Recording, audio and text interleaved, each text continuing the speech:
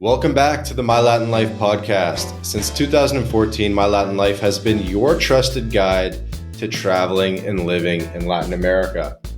Our guest today is Egor from Portuguess. It's a mobile app for learning Portuguese. Welcome, Egor, to the podcast. Well, hello, thanks for having me. And I guess a quick trivia or not. So, my name, Egor, is what gets everyone not from Right, Egor with an E. yeah, Egor. like and people from outside Eastern Europe get confused because there are two similar names. One, Igor, which is like Nordic name, which there are lots of Igors all over the world, and like lots of characters, fictional characters with this name. And the other one, which is my name, it's Eastern European form of George. Like everyone gets confused. Like I gave up correcting people, but well, maybe someone will want to know about this. So how do you pronounce it? It's Yegor. Igor, like Igor has a stress on E, Igor, and mine has a stress on or. On Yegor. Egor. But it doesn't matter. You can tell I'm not a real European. And you guys can find him for the audience at Egorka on Twitter, Egorka. I'll be linking in the description to the Twitter. And I noticed Egor recently on Twitter, kind of promoting a little bit his new app, which is Portuguess. At the time of this recording, it's on Android. I think by the time this episode comes out, like a month from now, it will probably be on iOS as well. At first, when I was trying to find it, it didn't come up when I typed in Portuguess. So you really got to put the capital G on guess, I think. Or what I did is I went to Portuguess.com and then kind of used the link from the website. But just so you know, it didn't come up originally. I think just because it's new and there's so many apps and like competition, whatever, they want to surface the ones with like more downloads first, but because obviously it's new. But yeah, it's been fun. I've been playing around with the app. Only got like one or two wrong so far. So there's this word depresa, which means like rapidly or fast or something, and I didn't know that word because there's really no cognate in Spanish or French, so I didn't know depresa means like fast. Yeah. So the actual situation with this app is it is available on both iOS and Android. It's just like Android as of today is a bit of advanced because like speaking about cognates, we soon figure like we started with just with one language pair with Portuguese and English. And we soon figured out that like cognates from more languages would make sense for our users. So yes, the story is like Android has more language pairs. iOS it's a bit lagging behind, but like eventually it will be those five languages with Portuguese, English, French, Spanish, and Italian. Basically, and will it still be called Portuguess in the future? You can change the name, or how's that going to work when you have all these language pairs? The story is like eventual goal is to get apart from this to build a universal tool that will work with any language pairs, and there will be another app that will work with any language, but like this one focuses like on language pairs with Portuguese. So it's Portuguese plus something. It's either you know other language and learn Portuguese, or you know Portuguese and want to learn other language. It's like this. Gotcha. Thing that this one will keep be focused on Portuguese and there might be more coming for the other language pairs. Okay, fair enough. So, for the audience in this episode, we'll talk a little bit about building mobile apps, which I think people find interesting. It's always good to hear from the builders, the creators themselves. We'll talk a bit about assimilation and moving to Portugal from Eastern Europe, maybe sort of like Eastern versus Western Europe, that kind of thing. A little bit about language learning, and we'll kind of see where it takes us. So you're from Belarus, right? Yeah, I'm from Belarus. I kind of it's like a bit mixed because I grew up part in Belarus, part in Crimea, which is like Ukraine territory, which is now occupied by Russia. But I Uh, haven't been to Crimea for over like 30 years or even more. So my childhood was like split. I was going to school in Belarus and spending all the summers in Crimea, but uh, for many years, I was based in Belarus mostly, and for the last 5 years or so, it's traveling around the world, and we've eventually settled here in Portugal.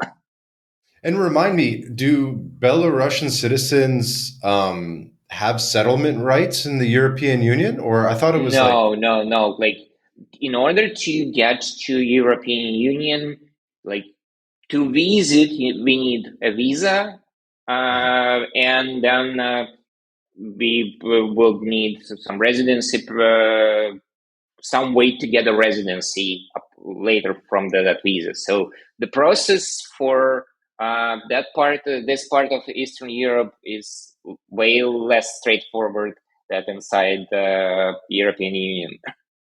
mm. So what did you do? Uh, what did I do to get a residency? Yeah, yeah. Yeah, Yeah, yeah, what'd you do? yeah. This the past like the situation in Portugal is currently changing. So the way I did no longer exists at all. They're changing the migration process, but eventually my path was we are a family of two. So one person was applying as highly qualified professional, and the requirement for this highly qualified professional, it's either you have a certain degree in your studies, Uh-huh. or you earn way above average Portuguese salary. So there is still a path for someone making more money than an average Portuguese to Uh-huh. get a residency in Portugal just because you are earning Right. this The money. D7, the D8. Uh, it's like D7 is a thing for only passive income. Uh-huh. D8, Is the digital nomad. it's a new thing for digital nomads. And there is another one, which is basically the visa is D2, but what we did, we applied from inside the country. So it's not like D things are for visas. And there are different names for the pass that start inside the country. It's not a visa anymore, it's a residency. And Mhm. it's the first person was getting the highly qualified professional residency, and the other Uh-huh. one for family reunification. Okay, nice. And you managed to get under the old NHR before they changed it? Yes, Nice. yeah. So that was before, and I guess the current situation is way more complicated. You need to have actual employment inside Portugal to have those tax benefits. And so you chose to base up in the Oporto area in the north of Portugal, at least according to Twitter. What Yes, made that's you correct. choose what made you choose the north? Um, well, that's a mix of things. First one, I really like the city here. I live in the Porta proper in the city, and second one comes for like it's a climate thing because as some people might not know or not know, like Portugal has 7 climate zones, and climate between Porto and Lisbon is really different. And I like do like it here up north, like North Portugal, North Spain, more like it's a bit less sun, a bit more clouds, and a bit more variety. Like there is more green. You're not getting too hot, so like. And on top of this, it was like sheer or lack of faith because our initial plan was to like this time. Like I've been visiting Portugal for many years and many times, but when we moved, our plan was to go to Lisbon, and it didn't work out, and it was like pure fate.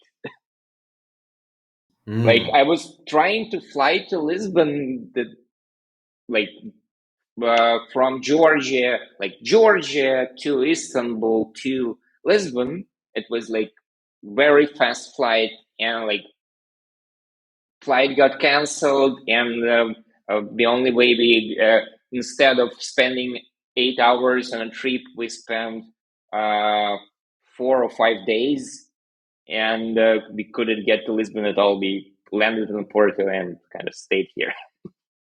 Mm. And for people that are unfamiliar with the climate zones, could you explain that? Like, what is the difference? Is it just a bit cloudier and rainier up in Porto, Yeah, or? yeah, like Porto climate is it is called Atlantic, so oceanic. So it's really influenced by the sea, and by this means that the climate is really mild. Like it doesn't get too hot, and it doesn't get too cold. And like the I'm not sure whether I can translate this for your US audience, but like in Celsius, it's never gets lower than 5 Celsius in winter, and never gets higher than 25, say, in summer.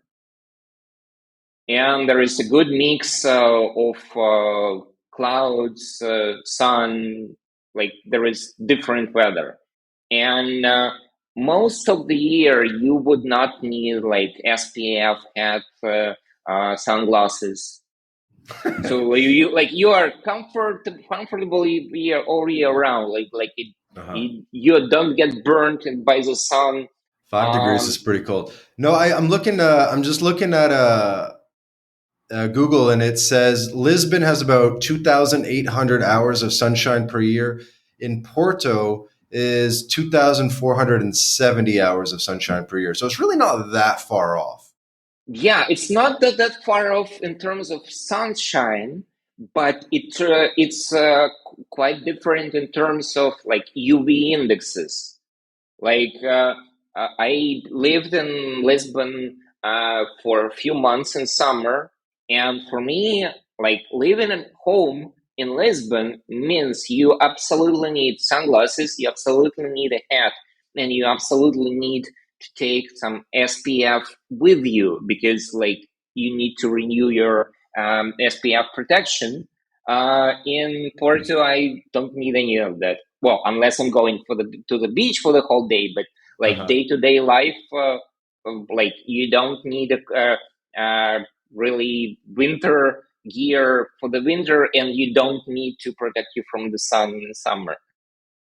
Okay, fair enough. If people don't like sunglasses, then Porto might be for you.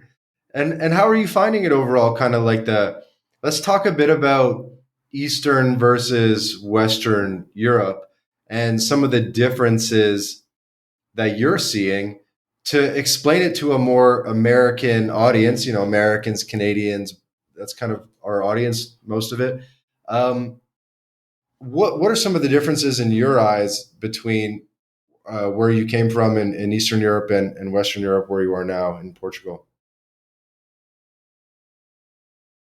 I don't think I know any something jumps to me.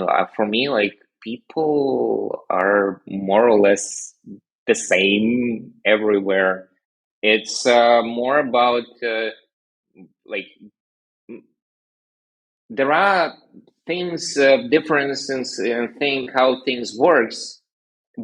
There are differences like in history and language, but like people are, and relationship between people for me are the same. But in terms of how things work, um, like for most of Eastern Europe, it was uh, rapid change when Soviet Union break up. So many things in Eastern Europe were like re-established, redone in the 90s or early 2000s. And there are almost like no businesses in Eastern Europe that existed for like hundreds of years or like older than 32 years old. So, and this means like technologically, there is less legacy systems that have Mm, existed since like our early like for half a century because mm, there are the things are more or less unified technologically. Like you would expect uh, things to work technologically in Belarus almost the same as in Ukraine, almost the same as in Poland, while as you move here to Portugal, there is so much legacy, so much old businesses, so much like old stuff that existed for hundreds of years, which like doesn't exist there because another factor apart from like Soviet Union breakup, which meant like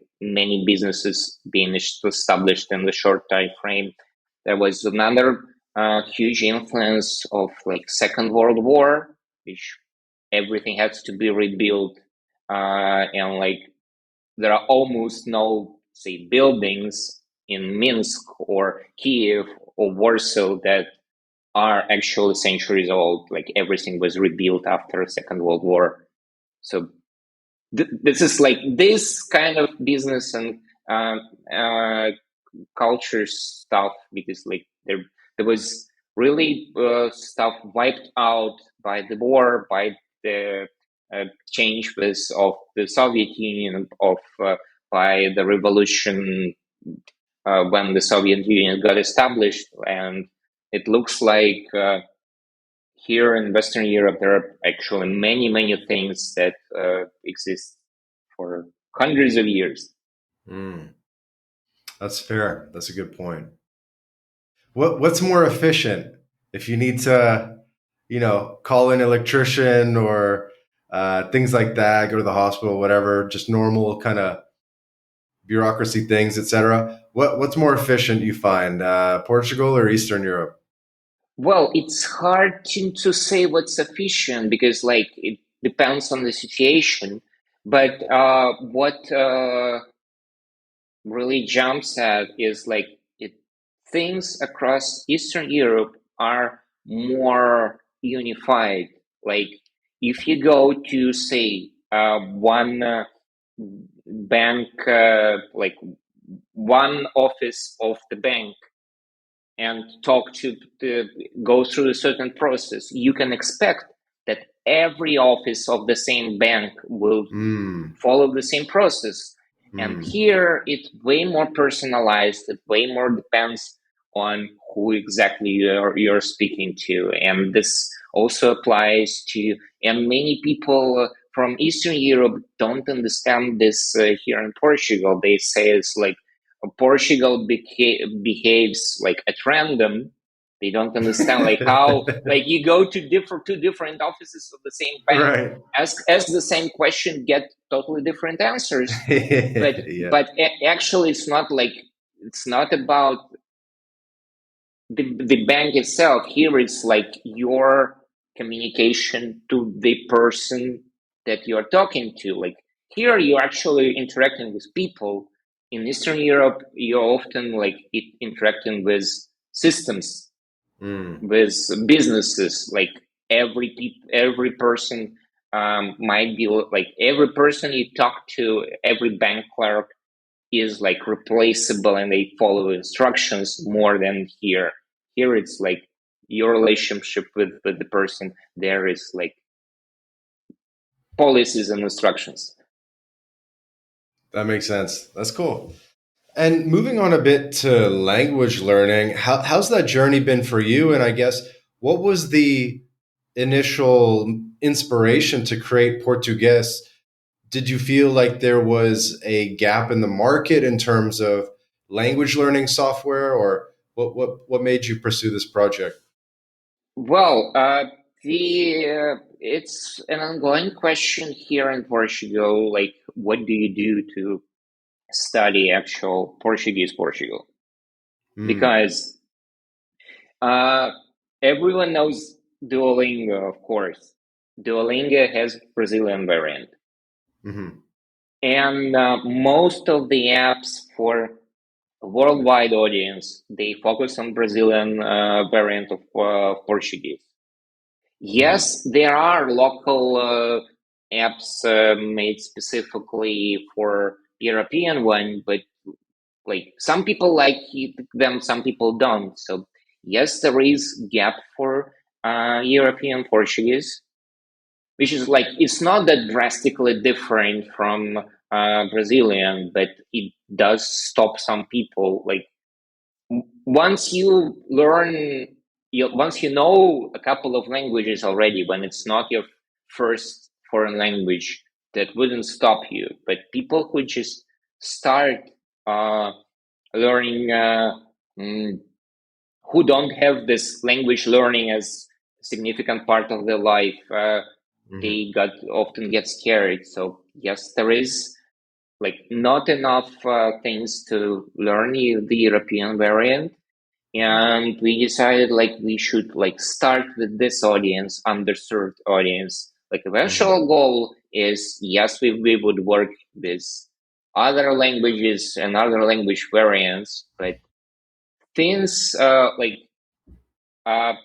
I have like access to uh, quite enough people who are going through Portuguese classes, hmm and like I was visiting Portuguese classes like last year, and I have quite a few friends who are still going through Portuguese classes.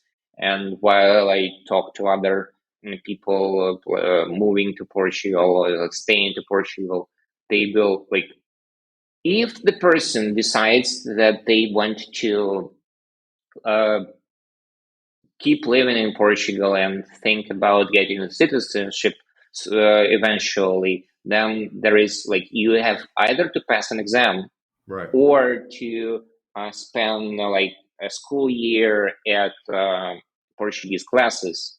hmm So there is this cohort of people like going through this every year. So it's like easy to get uh, to speak to talk about Anglo language learning to someone like in the real world here. So we started with this. It's people who actually going through this.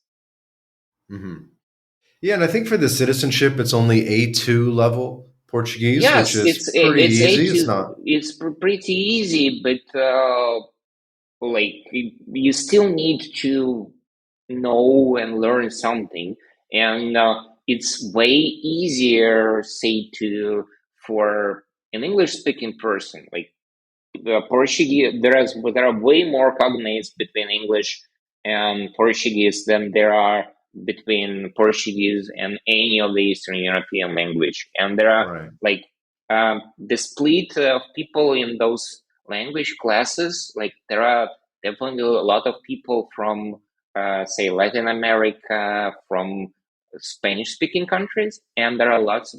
As of today, there are lots of people from Ukraine, there are lots of people from Russia, and On you mean when using your app or lots of, or just like in the country? going through like if you go to those Portuguese classes Uh-huh. for this A2 test, you get this mix of people. So like it's half. half the class is usually Spanish speaking, another half of the class is Ukrainian Russian speaking. And for Hmm. Ukrainian Russian speaking, it's way more complicated to learn Portuguese than it is for someone who knows English already. Hmm. Okay, that's fair.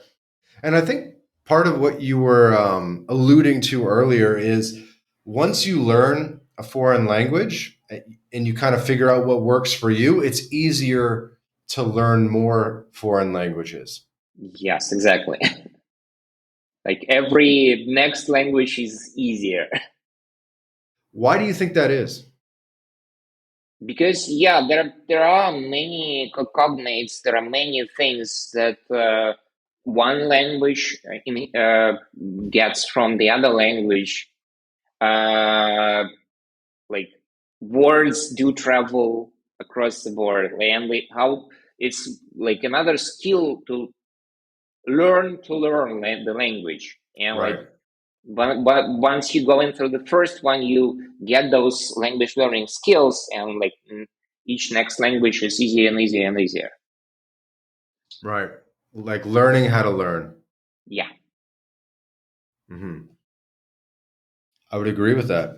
And I think, you know, for the audience, they might be listening to this, and I hear this a lot on Twitter where, you know, one thing I talk about on Twitter is how if you're learning Spanish, if you're learning Portuguese, even if your focus is Latin America, because of course this is My Latin Life and our focus is Latin America, you should still familiarize yourself with Spanish from Spain and with Portuguese from Portugal. The same way that someone that's learning English in the United States should still spend at least a little bit of time understanding the English accent from England, right? To just to hear where you know the language originally came from. It's also typically a more prestige dialect. The European variation, it's seen as sort of higher. So I think there's, you know, even for people listening to this who are maybe focused on Brazilian Portuguese, there's no reason not to learn at least a little, spend a little bit of time exposed to Portuguese from Portugal as well. Yeah, like that makes sense. I guess that's a bit more important for Spanish than for Portuguese, but yes, it totally makes sense. What makes you think it's more important for Spanish than for Portuguese? Because there is every country in Latin America has like their own connection to Spain. Uh Like huh. it's historically like every part of Latin America was connected to Spain directly. They were governed like the way the reason there are many countries in Latin America with Spanish, and there is just one Brazil in Latin America, like not five countries with Portuguese. Hmm. It's historic. It's how the those countries were governed. So each capital of Latin American country had their own connection with Spain, and Brazil was governed centrally. There was one uh, uh, central government for Brazil that like there were not different connections to the continent. So that's Hmm. Yeah, I see what you're saying. So partly because, you know, yeah, like famously the Portuguese crown, the kings of Portugal, they had to escape during the Napoleonic invasion, and they relocated to Brazil. And so you think that's sort of part of it as well? Yeah, that's part of the influence, yes, because like there were more connections since like uh Brazil was way more uh self-contained and independent from the continental Portugal than every part of Spanish Latin America. So every part of Spanish Latin America was like connected to the continent, and Brazil, it was one central thing that Mm, was more independent than for the Spanish one. sure, that's fair. Yeah, I think it's like one of those things where I think Spanish speaking Latin American countries, they do think about Spain a little bit, but Brazil doesn't really think about Portugal very much. Yeah, maybe. Like I haven't been to Brazil yet, but like by via the internet, you can get this idea that yes, that's the way it works. That's fair. That's fair. No, I think it's very much worth learning some Portuguese from Portugal. So you developed the app Portuguess. What's the process like for someone that's never launched an app on the App Store? I think you've been involved in mobile app development for a long time, like over a decade. What's kind of that process like? I understand the approval processes can be difficult and so forth. Well, the process for the person just starting and the process for me would be like completely different because like uh yeah, I started working with mobile apps like the year App Store became available. Like someone might not know, like, but iPhone first was released without App Store at all, and like App Store only appeared on year two. Hmm. And my first experience working with a mobile app on the App Store was like that very year. Uh, Back then, I was working at like a studio, doing outsourced web development. So we were developing websites for clients, and one of Hmm. the client wanted a mobile app, and then we figured out how to market that mobile app. Hmm. So my experience is like really different than for like someone who will be starting today, because yes, for someone starting today, you will need a lot of time to learn how exactly Apple and Google expect your app to behave. Like there are review guidelines that you can should actually like read and understand for both platforms. And yes, there is quite a lot of learning curve of like what platforms like Google and Apple would expect from a mobile app. Like there's, and you have to follow those guidelines. It's not only about like what Apple thinks or what Google thinks. It's part of those guidelines are um, based on laws, legal requirements of what do you do with users' data, what do you do with payments, like what is legally possible across the world, like how do you treat your users in a way that doesn't break the law, like almost anywhere. Hmm. So, and yes, for a person starting up, it might take a few months to actually figure out all those legal things that are important for when you work with like mass audience. What are technical things? What are limitations of the mobile phones? How operating system works? Uh, so apart like from coding itself, because back when we started, definitely to launch an app like this, you Hmm. will definitely need a team of people.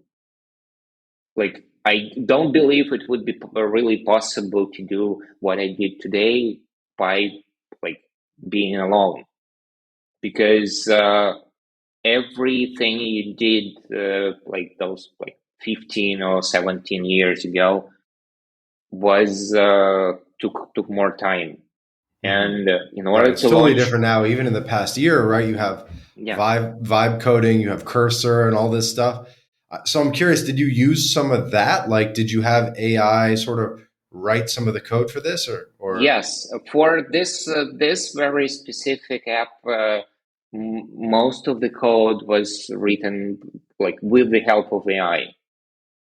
I wow, I would not say it like it's like, I would not call it vibe coding because my process is uh, way more way different because I had experience like I'm not a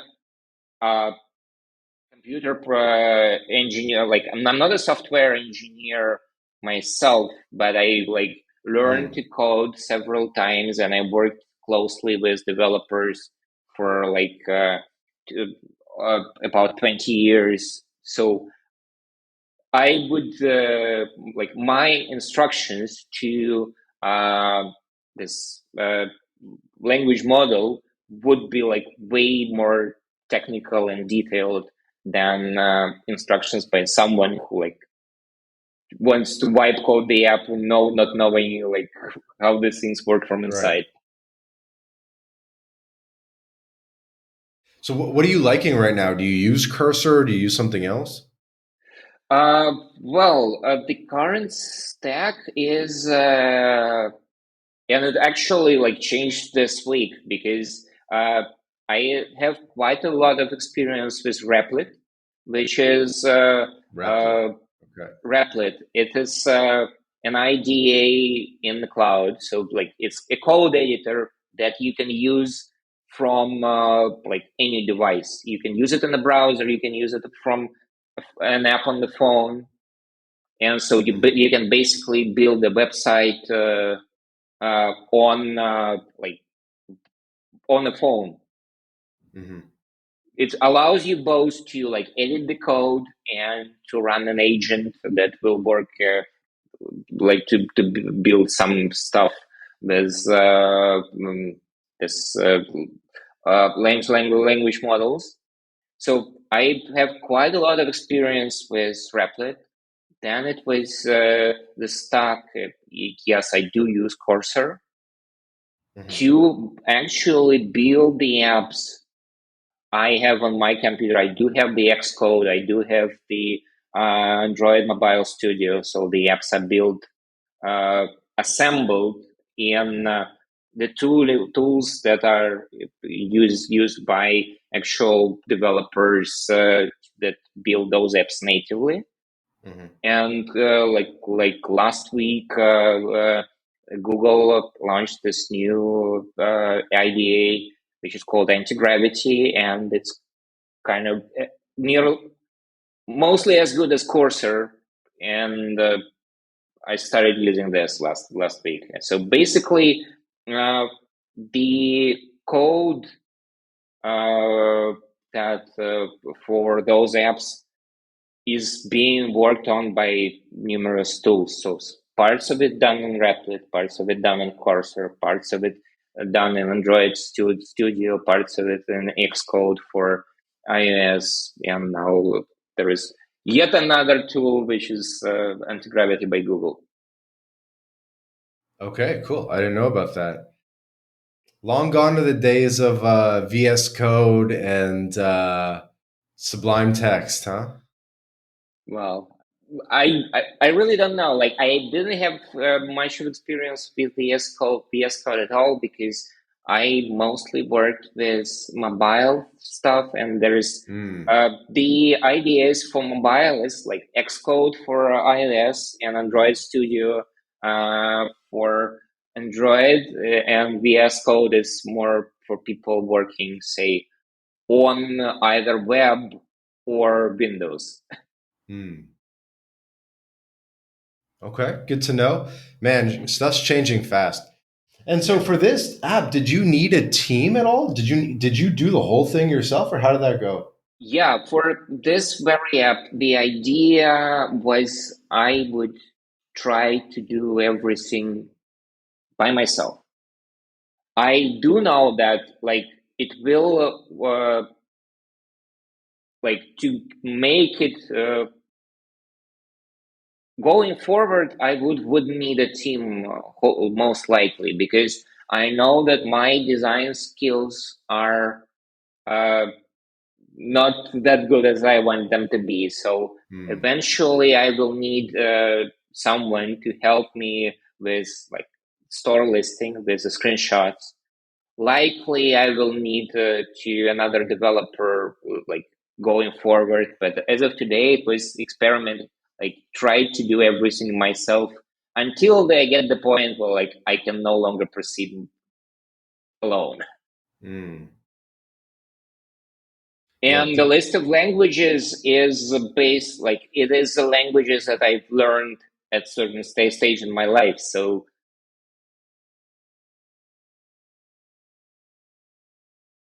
Okay. So Cool. this all based on things that I've been like learning and working on before. So I wouldn't really recommend someone who doesn't know certain language or that cannot Right. You employ gotta. knowing this language to build language learning stuff in that language. Yeah, I'm actually kind of like doing some quizzes as we're having the conversation. Maybe I can turn the volume on as we get to the end here. Oh, you really got to click the button. Bateria. That's a battery. Tocar. Touch. You hear that right? Yeah, Sábado. yeah. Sábado, Saturday. Lago. Lago, lake. Moderno. Moderno, modern. Foto, Foto. easy. Claro, Claro. clear. Dude, it's good. It's the design's better than you think, and I can tell. Obviously, this is just a early Yeah, like version, but it's really different things about like design of the app itself and design of the store listing, the marketing materials for it. Mhm. Like I it and it's like it's actually a different job to do the interface design and to do marketing design. So back when I worked with a bigger studio, like we're actually like different people doing these jobs. So yeah. Mhm. No, it's good. And honestly, the problem with Duolingo is that there's just so many friggin' pop ups and ads and random. I have to click so many times that it's like basically unusable, even with the paid version. And if anyone who's used it and they go, you just earned 10 jewels, and I go next, and then you just earned 2 bonus jewels, and I'm like next. I'm like, I don't care about the jewels, just let me like do a quiz. So I don't know. The more you can get rid of these like unnecessary like clicks and ads and stuff would be good because it's Duolingo's like unusable. Well, that actually like depends on the person. Well, like the tolerance to those pop-ups and ads is really different from person to person. And yeah, really, because the what I'm was speaking about, like the company that I worked before, that the bigger studio that launched more apps, there was every app there like had a free version with ads, and there was ongoing discussion like maybe we are showing too many ads, maybe we should have less ads. And we ended up running actual tests on audiences or like of millions of people to Hmm. see how actual ad load influences the retention. And what we learned was like there are people definitely that will be scared away by ads. Like they download the app, they see an ad, they go away. Like that will they will have just one session and nothing else. They will delete the app immediately as they see the first ad. But people who are okay with ads as a concept, they many of them, there are millions of people that are okay with this kind of ad load, and like reducing ads that doesn't Uh-huh. really Okay, I'll put it improve to the you this way. retention So it's for not them. just ads. What it is like so you have the same sort of format, which is like a 10 question quiz, but on Duolingo to get through a 10-question quiz takes probably at least 10 extra unnecessary clicks. Yeah, I know that, but like this is like there are certain people that are okay for this, and that it's enough people for the way like for Duolingo to build this way. Just those people, their main audience are different than you. Okay, fair enough. Well, Then, just a little bit yeah. of feedback, I guess. Because I paid for Duolingo for a while. Like it was like $100 a year or something, and I had this like family plan with like 5 people on it, and I had like some siblings and some friends on it, and then I was just like, I don't know, I just didn't like it anymore. I just didn't like the interface and anything.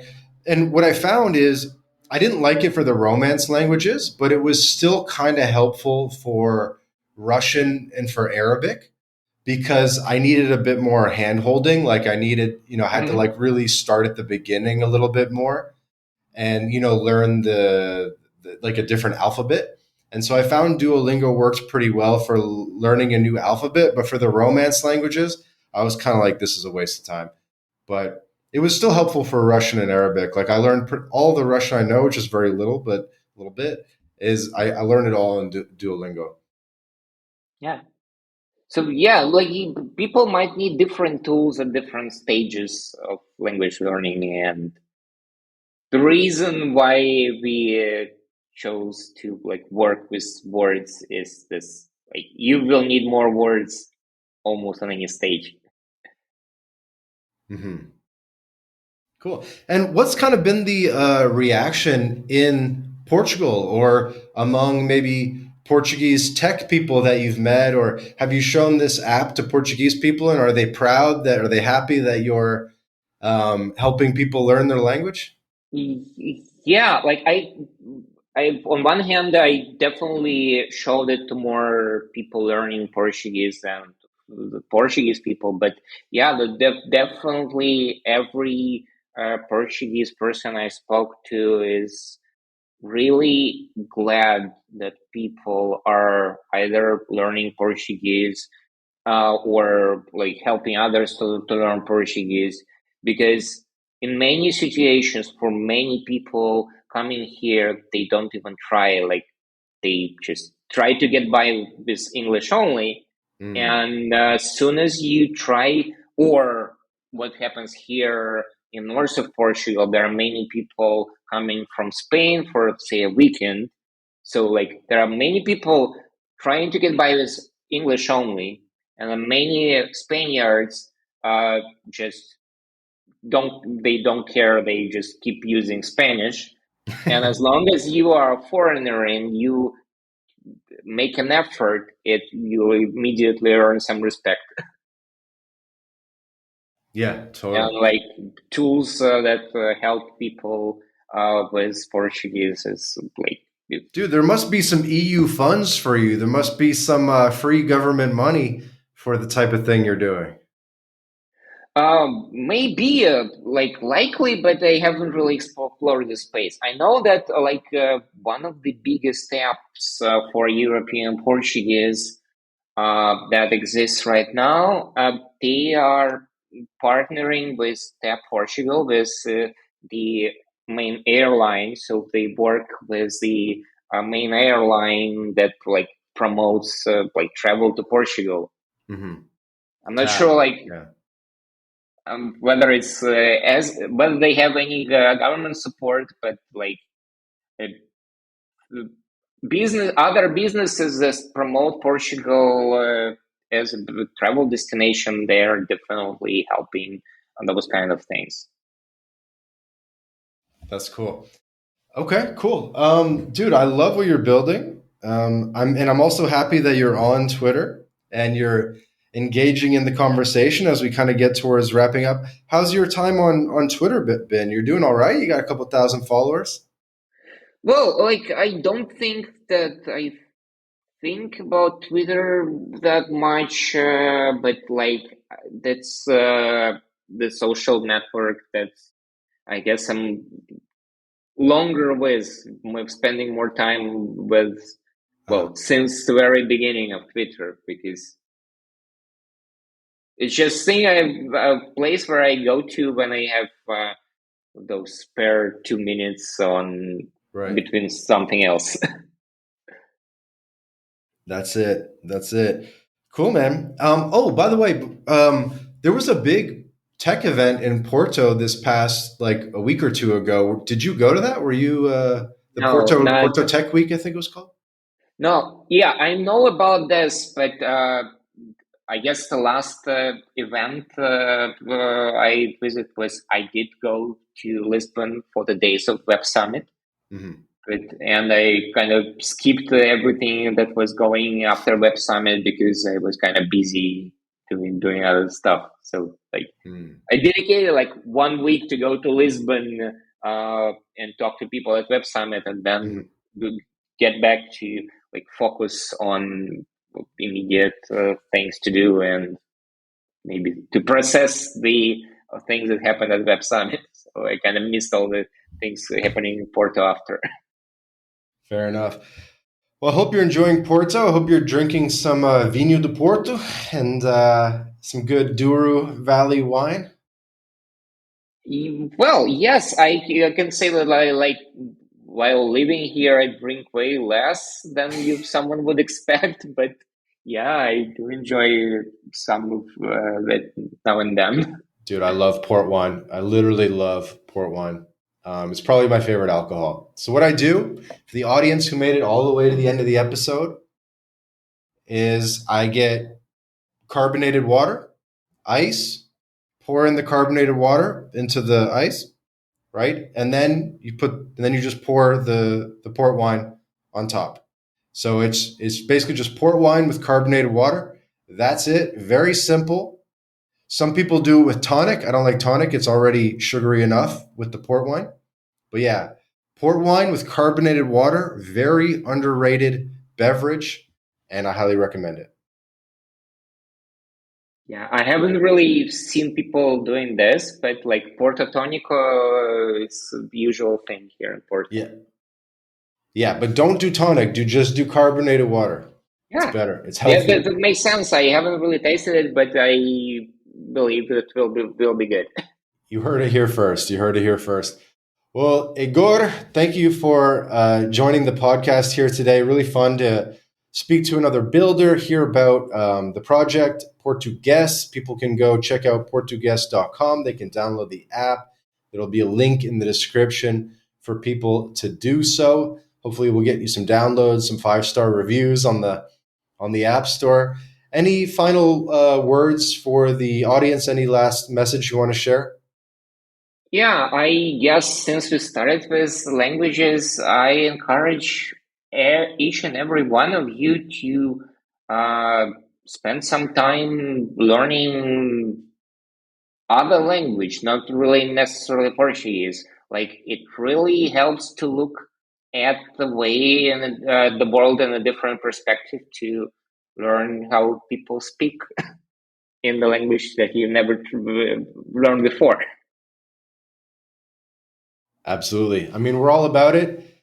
We're all about the languages here at MyLatinLife. It's a big part of growth, and especially because our audience is mostly English speakers, Americans, Canadians, Brits, people for whom learning a second language is a huge triumph. It's something they think is impossible, right? So we're trying to break down that barrier. We want people to learn languages. It's obviously very life-changing. So thanks for coming on, Egor. Egorka. Thanks for having me. Absolutely. So this has been another episode of the MyLatinLife podcast. Again, our guest today, Egor at Egorka on Twitter. And for the audience, link in the description to get connected with Portuguess and with Egor. And also subscribe to the podcast if you're not subscribed already. Follow on Spotify, Apple Podcasts, whatever podcast player you're listening to this. Please subscribe, leave a review. It really helps us grow the show. We put out 2 episodes a week with amazing guests like Egor, and you won't want to miss an episode. Ciao for now.